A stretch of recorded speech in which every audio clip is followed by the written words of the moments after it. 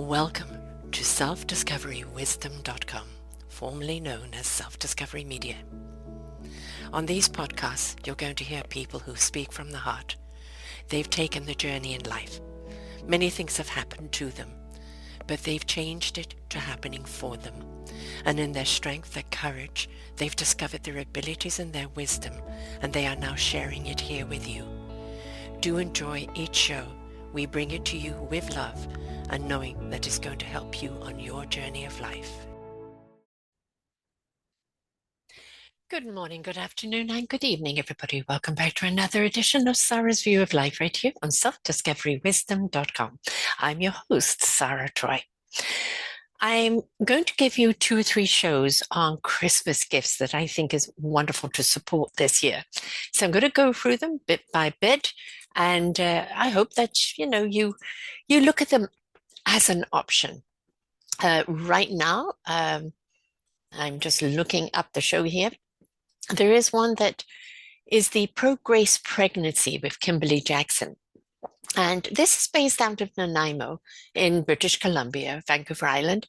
But if you are anywhere on Vancouver Island and you want to give a gift of supporting somebody who are at a crossroads with their pregnancy, maybe they've lost a child or they can't get pregnant, they've had to have an abortion, they've been abandoned by someone, they have a baby and they're alone. This company, Crossroads Pregnancy Center, supports them. And it's an absolutely wonderful thing that they're doing. We can donate clothes, we can donate many things, but the things when it comes to strollers and car seats and things like that, they have to have new in case there's anything faulty with the others. But this is something that I think would really, really benefit them considerably. So if you're looking at giving a gift, this money goes to supporting what they do. Like there's diapers, you can support a box on that, formula, infant clothing, bassinet, counseling pregnancy. They do a certain amount of counseling, but there is extra counseling. They bring in counselors from the outside that all of this costs. So the more money they raised on that, the better. There's strollers, operating costs, diapers, a year supply, all of this type of thing that you can actually that you can support. So if you go to selfdiscoverywisdom.com and you go to the show on Your Health is Your Choice and you put in the title, Pro-Grace Pregnancy with Kimberly Jackson, or just put in Kimberly Jackson, and the show will come up, as well as the link going to the fundraising. But of course, it will be on my show page here as well. It's a very good show to listen to, whether you're in the area or not. Maybe you are at a crossroads. Maybe there's an awful lot of tidbits that you can learn here, or maybe it's something that you need in your own area that you can help support. So whatever it is, that's another good one to support. So I highly recommend it. I do have a show coming up with actually t-shirts, which is also going to support the suicidal and mental health support. That one is coming. That will come at a later show. So I have all these wonderful shows that I've done on authors. And I think that a book is a wonderful thing to give for Christmas. And there's quite a number of them here. So I'm just going to look at some of them. And we're just going to look at what else that they have here. So we have The Complete Fiction by R.L. Maizes, Maizes. And he is an author that has written about, or she has written about a complete fiction told in a humorous vein. R.L. examines the very serious question of who has the right to tell a story, and has cancer culture gone too far in our social media drenched world? And she writes, about the nibble of the trendy new social media crave. And it's a story about PJ Larkin. And we know that very often, I call these factional stories because a lot of it is factually based with fictionalizing the storytelling and to make it kind of easier to read. So it's about scandals, it's about unpaid literary labor, it's about all sorts of things. But in the show, we talk about it a great deal. So again, go to selfdiscoverywisdom.com and put in R.L. Maizes, Maizes, and you'll see the new the novel here, A Complete Fiction, and highly recommend that. And so we have got that book that we're looking at. And what else are we looking at here? I'm going to be doing the ones that are most recent. We have The Age of Consent by Mark Thompson. Age of Consent is a daring, tender novel that challenges assumptions about romance, power, and the boundaries of a first love. Its risks, its sweetness, its lingering imprint. Mark Thompson delivers a story that resists easy judgment and stays with you. As Sonika Pilliker notes, the book moves through scandal and through humility and humanity where desire, conscience, and vulnerability collide. It's not a Mrs. Robinson story, but it is about a teacher falling in love with her student and all the questions that we need to ask around that. So very, very interesting, magnificent show, a lot to learn there. Then we've got, so of course you can put in Mark Thompson in the search engine, that will come up. All of these shows will be on the show page here today. There's Chester L. Richards, a divine little man of 84 years old, and it's from Star Trek to crocodiles. Chester shares his new memoir. Award-winning author, rocket scientist, returns to true stories of daring adventure and unshakable resilience. He's a rocket scientist. He co-wrote an episode of the Thillian Web for Star Trek way back in the day. And it's in memoirs of the rocket scientist, but it's also about the people that he's met on his journey when he was water rafting. And he shares a great deal about the people that he's met, the stories that have been shared with him, the adventures that he's been on. And they really are quite extraordinary. He's wonderfully humorous, and there is so much there. He's also an author from The Potato to Star Trek and Beyond, and then The Trek Continues. And he has more than 50 essays published. And he's a California guy, so it's also music, and it reflects on his life well lived and boldly going. So highly recommend that. And that name is Chester L. Richards. So please check that one out as well. There's Valerie Flynn's Writers of Meaning. This is a collaborative book that was put together as a realistic optimist. She dreams of a better future, and as a learner, she follows different rabbit's trails wherever their curiosity leads her. And she enjoys spreading joy, and she resonated with some people that were also on that journey. And so it's a group of people that have come together to speak words of freedom. And it's Words of Freedom, Men of History, Living History order book. So the Writers of Meaning, each person has co-written in a book and interviewing people and sharing that point of view. Valerie Flynn is her name, Flynn. And give me a moment here. I am just going to open up the other show. I also have Sam Hawksmoor, Flamenco Can Be Murder. This is about a young woman who leaves her husband because she finds a gun and some money in the freezer, and she's had it with him. The way he's ignored it, and he clearly was planning to leave her as well. And she goes off to Spain to become a flamenco dancer. In the meantime, someone is murdered, and they think that she did it. Oblivious to this, but people on the chase to find her, not only the police, but someone else who thinks that she has the code to some cryptocurrency. This is a fun novel. It's gripping. It has things about friendship, about unlikely people to support you, and they're out actually to get you, and they change their mind, about miscommunication, misunderstanding, and about greed and power. And it really was a fun novel. If you're looking to give a gift just for fun, take you on an adventure, and murder, mystery, intrigue, and self-discovery and self-empowerment. This is the book to have. The Days After She Went Dancing by Sam Hawksmoor, Hawksmoor. And if you just put in Sam Hawksmoor here in selfdiscoverywizard.com, you will find all of the stories that he has written in the past and all the shows that we've done together. And yes, I'll own it. He is my brother. And then we have The Bad Girl Pie by Marilyn Horowitz. And this is set in New York City.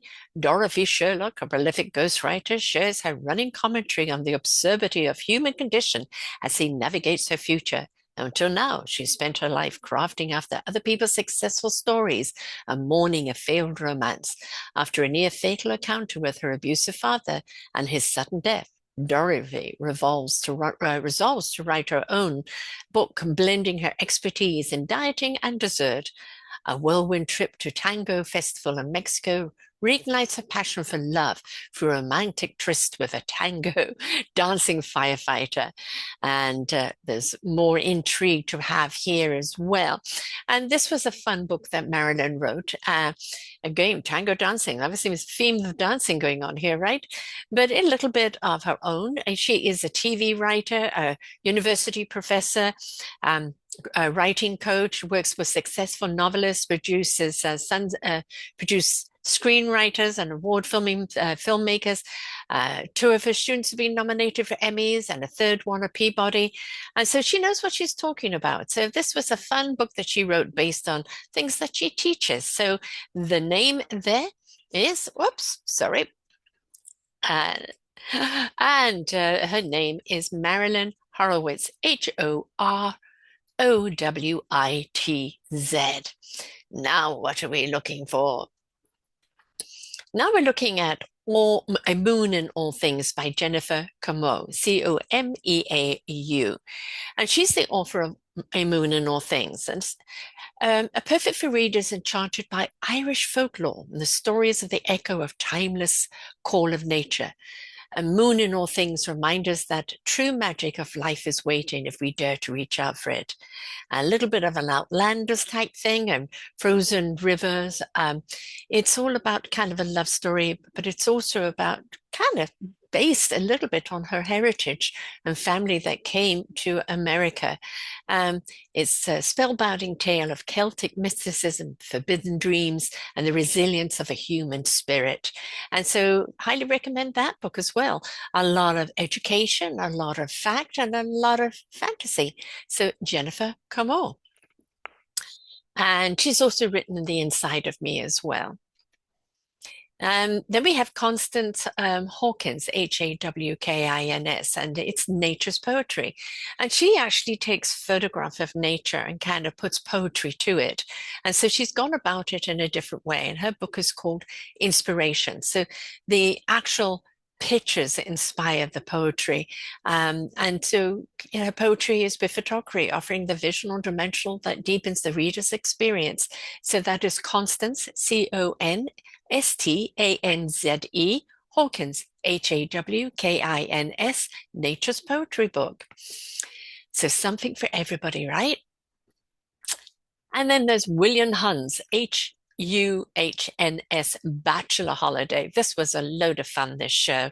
And it's a Bachelor Holiday is a bittersweet, multi-dimensional journey through memory, mysteries, and metamorphosis, where past loves, physiological obsessions, and shifting weathers unfold in a language as subtle as it's dazzling. It's a wonderful nature idiom. Hugh emerges as something like an avid of our time, observing and tenderly participating in the quiet miracles that transpire around us. If only our eyes were as keen as his. Here, Stuff rests confidently beside the dew-peaked spring. Four-line poems pulse with the same vitality as the seven-page meditation. Bachelor Holiday is a collection that leaves you not only grateful, but also glad to be alive in this strange, beautiful havoc of the century. And that's William Hunn, Huhn, Bachelor Holiday. Something for everybody, right? And then there's Fire Concerto by Sarah Landowich. And it's Unearthing forgotten genius, the Fire Concerto reclaims the silent voices of extraordinary women. It's a riveting literary debut by Sarah that blends mystery, music, and forgotten history, where Clara Bishop, a once celebrated pianist, is now tending bar in Texas, receives a mysterious metadome about her estranged former mentor. She's pulled back into a world that she thought she'd left behind, and it may be tied to her ancestor. This is, kind of set in the 19th century. Lots to be uncovered here. It echoes generational trauma, artistic obsession, the redemption. The Fire Concerto is a lush, suspenseful novel that reclaims the voices of extraordinary women long erased from memory. So please do reach out for that one as well. And it is by Sarah, Shrah, Landowich, which is Landenwich.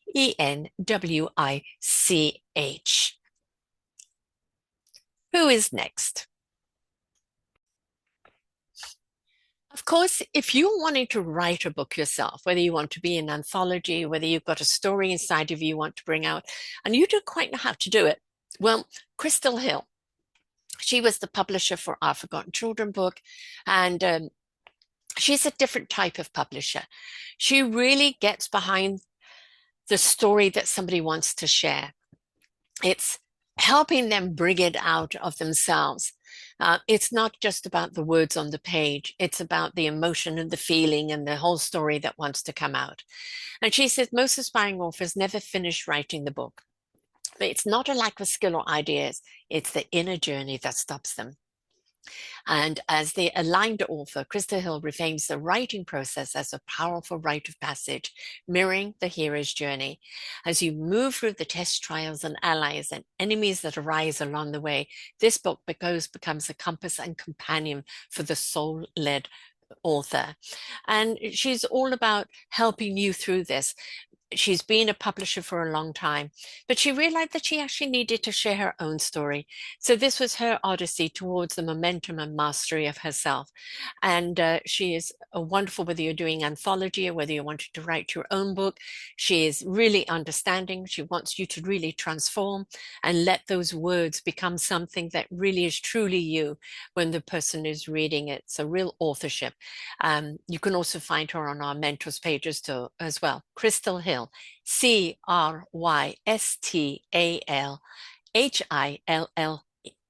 Crystal Hill. And there's been a few shows that we've done together on that.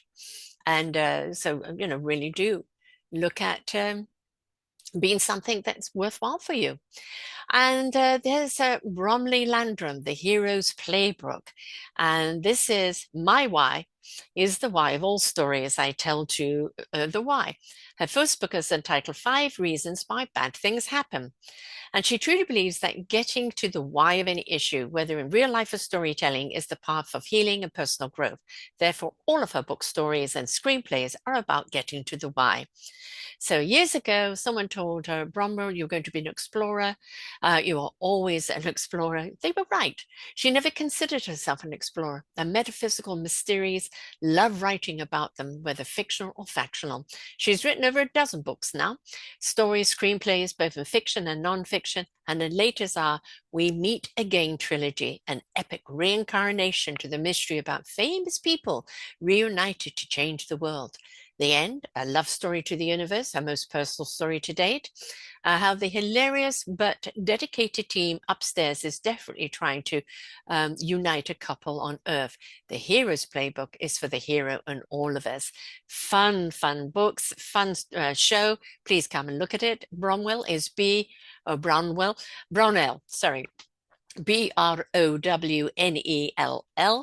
and it's Landrum, Landrum. She's got a few books there. So the trilogy and the one that stands alone. So do check that out. And then we've got the Naked Girl novel by Jana Brooke Wallack, Wallack. A Naked Girl is a story of endearing power, of love in a family of lunatics. Jana Brooke Wallach is her debut novel, a poignant piece of literary fiction. Though not autobiographical, it reads like a memoir. The enduring voice and fresh vision evoke the storytelling of masterful novelists like Anne Pratchett and Christian Hanna and Jade Smith. Naked Girl is a captivating movie story that explores the dysfunction of the family, the struggles of fitting in, and the power of hope, humor, and imperfect love. So, kind of a story I think we could all relate to. So, Jana Brooke is Janna, Brooke, Brooke, Wallach, Wallack. And a kind of fun title, that too, isn't it? Then we've got Sam Hawksmoor again, Jeannie McGee. Now, Jeannie McGee is a fourth book in a trilogy that he started writing some 15 years ago. There's the repercussions of Jeannie McGee, the haunting of Jeannie McGee, the heaviness, and then whatever happened to Jeannie McGee. And this takes place here in Canada. It's an intrigue discovery of a young girl whose mother is awful, a priest that is cruel, a boyfriend that wants to release her, and some experiments that are going on that are teleporting kids and all that goes wrong with it, but also the gifts that are unveiled. And then the struggles, the abandonment, and the resilience that rise from these stories don't just tug at your heart, they offer lessons, all that we can learn. I've loved every single one of these books, and whatever happened to Jeannie McGee is a wonderful conclusion. It was written for youth genre, but whether you are young or old, each one of these books is something that reflects not only back in our youth, but also very much in current times, kind of a metaphor for what is going on. Greed, power, total disregard for life, mystery, and the mystical. And so I highly recommend all four of these books. Sam Hawksmoor, Hawksmoor.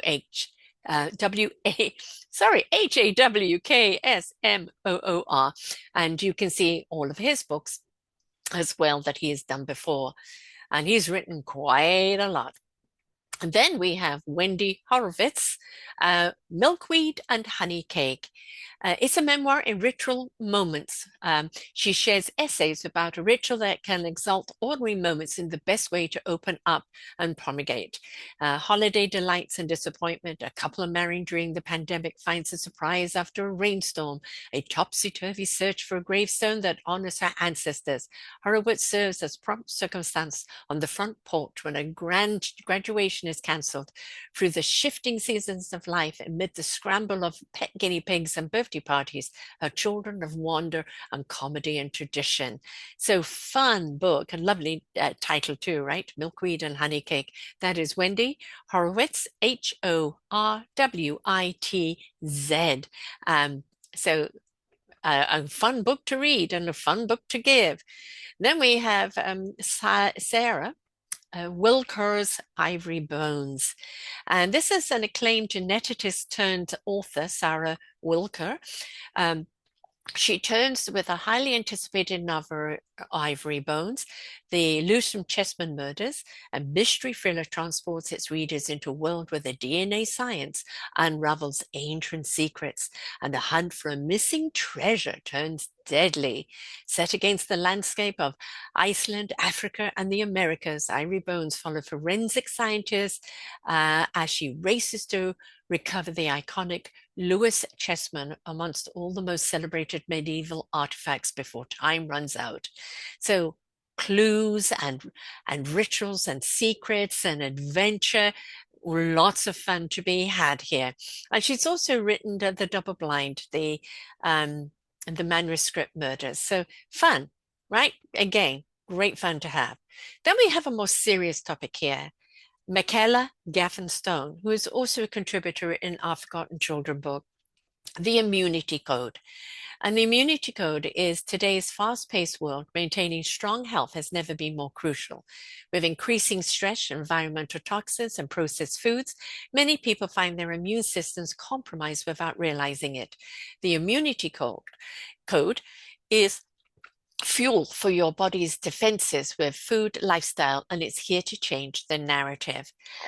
She has written many books. She is a certified board behaviorist analysis. Comprehensive guide offers readers practical science-based strategies to strengthen their immune defenses, and extensive experience in helping individuals transform their health, and brings together the knowledge of behavior change, holistic wellness, and global nutrition practices to offer an insight, actionable resource for everyone to improve their immune health. So the immunity code, and as I said, she also contributed to Our Forgotten Children, and that is Michaela. I will spell that for you. Michaela Gaffen, Gaffen Stone. We'll get to her husband's book in a moment, who also wrote, is an avid writer as well. Then we have Grinnell Buzz, Darjeeling Saving KC. I'm not pronouncing that right. He's the author of KC, the historical fiction novel set against the backdrop of post-Vietnam America, which delves into the complexities of addiction, recovery, and redemption. The newly released edition of Saving KC offers readers a unique experience by presenting two alternative endings, allowing them to choose between hopeful conclusion and more somber, thought-provoking one. Saving KC explores the human condition through the lens of addiction, the quest for personal salvation, and Desjardins, also, who comes from a lifelong of Native American creatives, brings a deep personal narrative to life, reflecting on his own experiences through fictional storytelling. Set in post-Vietnam America, the new edition with the dual endings for you to decide. So Grinnell is Grinnelle, Buzz, B-U-Z-Z, that's what he goes by. And his surname is Desjarlis, and another really good one. Okay. Then we have Irrational Fears and the Sava Steps. Here we've got Lee Linder. Colorado native and award-winning author Lynn Lindera is an active member of the International Thriller Writers. He has participated in the office of the Thriller Fest and served as the co-editor for the Big Thrill magazine. We're going to talk about the irrational fears after witnessing a horrible murder of a friend, Tom Hanley. Malroy Lowe, a cautious University of Mathematics professor, must emerge from her cocoon to become gutsy and unpredictable woman who she's always dreamed of being. Running on the guilt of her past family tragedy, she blames on herself. Malroy is determined to find Tom's now missing daughter. And this follows the clues of a 300-year equation left by Tom. Mallory's search proposes her entangled threads of ruthless corporate entity known as Mobius and bent on controlling the world's most precious resource, fresh water. Ooh, very, very thrilling. He's also done Irrational Fears, The Savage Steps, and The Salvation of Henry Maxwell. That is Lee, L-E-E, Lendoer, Lindaauer.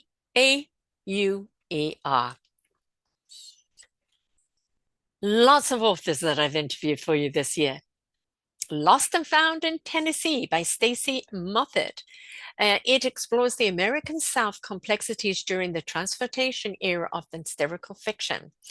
It's the two-book historical fiction series, The Missing Girl and Jessa is Back, explores South's culture of racial legacies through compelling stories of friendship, resilience, and identity. Moffat's writing is informed by her own life experience in growing up in Nashville, Tennessee, and studying the Mississippi during the early 60s. She explains that the current events are exchanging those hard-won changes by romanticizing the 50s into the good old days, and that is a fallacy. She wants to create stories not only transport readers to a different time, but to place it also to encourage them to think critically about the enduring legacies of the past. Through the characters of the struggles, she hopes to offer a deeper understanding of the South and its complex history.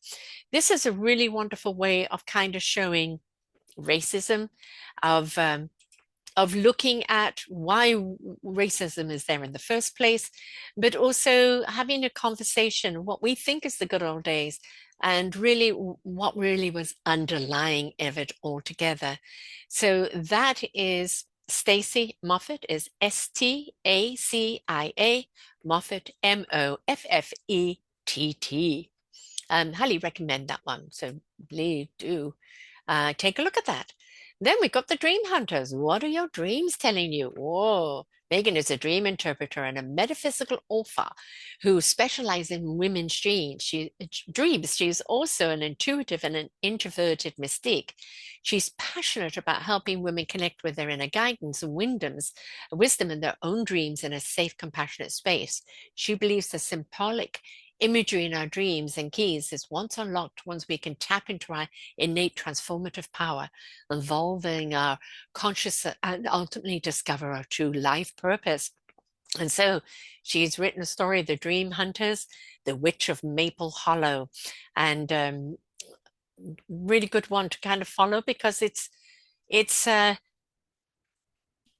setting foot in both areas, the mystical and the mythical, but also, the magic of today. So that's Megan Mary, Megan Mary. And who do we have now? Okay. Now we have Barbara J. Taylor's Sanctum Trilogy. This is an author of Rain Breaks No Bones, set in 1955. This final installment in the Taylor's best-selling Sanctum Trilogy explores a family's legacy of loss and sometimes mystical vision of a better tomorrow. Though these novels are connected, they can each stand alone. Everybody has secrets, even the dead. So there's the whole trilogy there that you can watch. There is the Rain Breaks No Bones, All Waiting is Long, and then Sing in the Morning, Cry at Night. Barbara Taylor, Taylor. Then we have Jim Flattery, Embrace Your Age. And I love this one. I'm a senior. I'm trying to put together our Forgotten Seniors book. And it's Embrace Your Age. You can only get better than ever because it speaks to the subject of aging cheerfully and productively. He says that Embrace Your Age is about embracing yourself, your age, your self-doubts, your insecurities, whether you're 40, 90, or in between, with some direct calls to action. Besides acknowledging your bathroom mirror as the most meaningful psychiatrist, he says that what makes you comfortable is the toughest critic to yourself and gives you the emotional ammunition to point of view that will help you wake up on the right side of the grass tomorrow with a smile and a purpose. He challenges you to summarize your life in 6-word statement. As for himself, I am present living, giving, loving. You'll find wisdom, loving guidance, and a few honest laughs. And he did really say that. In this easy to read short adrenaline, there's just another one of those smiles and the words smiles along with you books. Every chapter, not lengthy, ask a questions of what most of you think. For example, why do you exist? Do you think you're a little weird? Do you think you're old? How old you're going when I'm going to die? All of those little questions, but it's all done in a sense of fun. So Embrace Your Age by James Flattery. That's James B, and it's Flaherty. It's a great one to give to somebody aging, just so they can lighten up about it. And then we have The Restoration of Amy. And this is also by Sam Hawksmoor. And this book is about a NASA, what does a retired man from NASA and a 57 Studebaker got in common?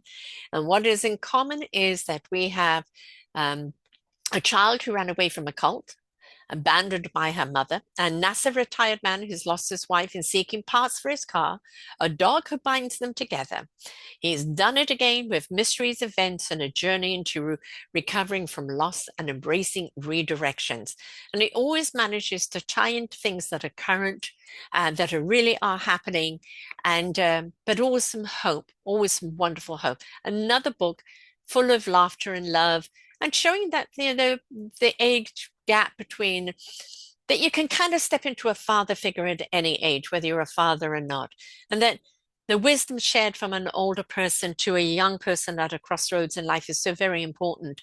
But how that young person can give some enthusiasm to someone older who may have lost it.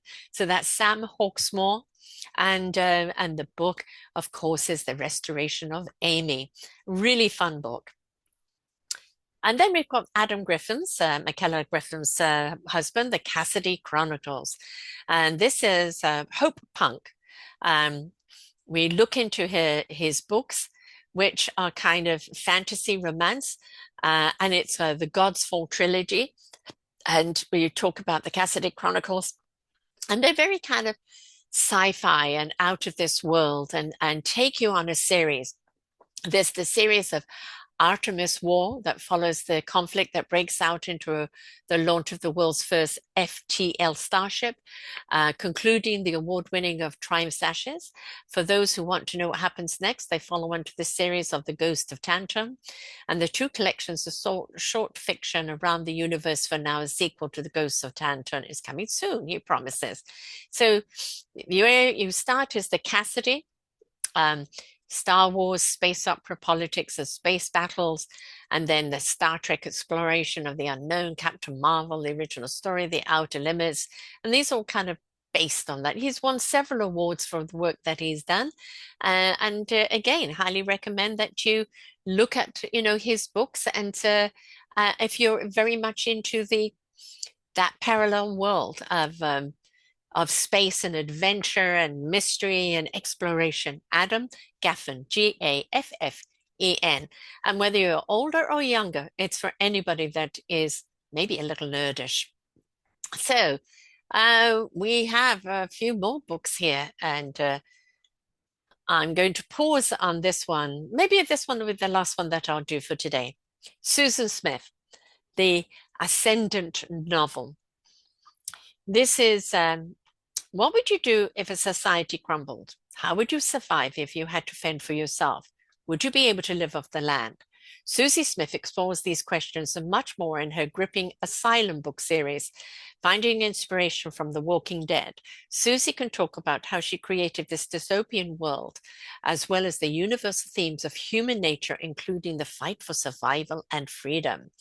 I loved the show. It was absolutely great. And I'm a big fan of The Walking Dead, not because of the Walking Deaders, but because of the human nature.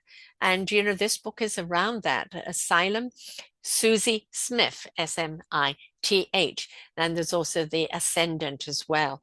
If you're intrigued to know more, then this is what to do. So these are just some of the books, that I recommend for the holidays. They're here to kind of inspire you. They're all different types. This is just some of the authors. A lot of people have written that, but not necessarily novels. They've written help books, so they may be on other genre topics. A lot of people have written business books. I will cover the business book shows on another week. But whether we're looking at you supporting the Grace Pregnancy Center, or whether we're looking at supporting an author with a book. A book is something that keeps on giving. That's why I have it under the genre of an author's kiss. It's an embrace that keeps on giving. If it's something that pivots your thought, leaves you questioning, has you sit with a character or a story, something you rethink about again, or something that you can't wait for the next book to come along, then it's a book that keeps on giving. And books are a wonderful gift to give. Highly recommend you actually give them in book format. Though a lot of these people have audio and ebook, but it's so much nicer to hand actually somebody a paperback or a hardback book that they can sit there with a cup of coffee, a glass of wine, a sunny day or rainy day, curl up and read a book and get lost in it, because that's what I find so exciting when I do read. And of course, I do have my own books. Dare to Live Fearlessly, which I contributed a chapter to. I'm not selfish. I'm just not easily manipulated. Mission Accepted, the 262 women's book. And then, of course, Our Forgotten Children book anthology on the raising of our children, and my own book, Sarah's Discovery, Self-Discovery into Wisdom. And all of those will be at the bottom of the page, which you'll be able to find there as well. So give a book for Christmas, folks, right? It's just something that keeps on giving, that is heartwarming, that goes on the shelf.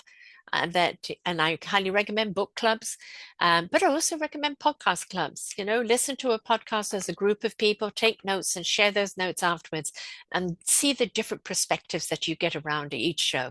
So lots of fun to have. So until next time, folks, and the next set of books that I suggest for Christmas, bye for now. We hope that you enjoyed the show. There are so many more for you here on selfdiscoverywisdom.com. Just go to the podcast tag at the top there and you will see all the many genres and all 3,000 shows ready for your listening. We are here to serve you, to help you on your journey of life, and we know that through inspiration it begets invitation.